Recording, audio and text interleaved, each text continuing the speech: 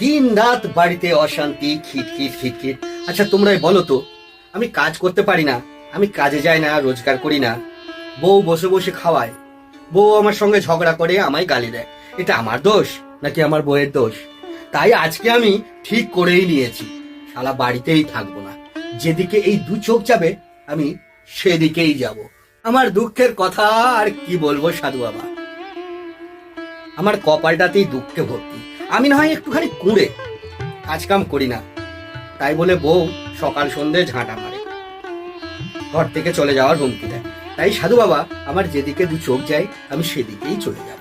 শোনো বৎস, তোমার যখন এতই দুঃখ, তোমাকে আর কোথাও যেতে হবে না। আমি তোমাকে 3টে বর দিচ্ছি। এই 3টে বর, তুমি 3টে জিনিস পাবে। 3টে বরে তুমি যা কিছু চাইবে, এক একটা বরে এক একটা জিনিস তুমি পাবে। কিন্তু দেখো বৎস, যদি তুমি সেই বরকে অকর্মে লাগাও, অকল্যাণে লাগাও, তাহলে কিন্তু তোমার সেই আগের দুরাবস্থায় চালু হয়ে যাবে। যাও বৎস, এই 3টে বর নিয়ে তুমি ফিরে যাও তোমার সংসারে।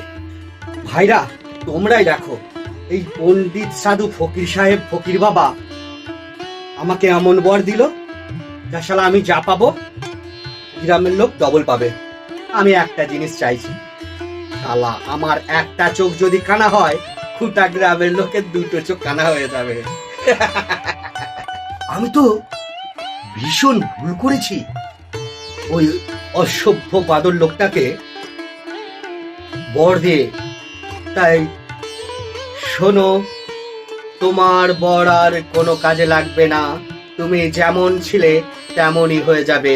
আর যারা বড় লোক হয়েছে তারা সেরকমই থাকবে, তুমি উল্টে গরিব হয়ে যাবে, এবং তোমার যে অবস্থা ছিল তুমি সেরকমই হয়ে যাবে।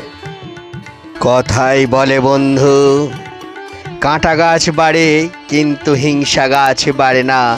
হিংসা করার ফল কিন্তু কখনোই ভালো হয় না।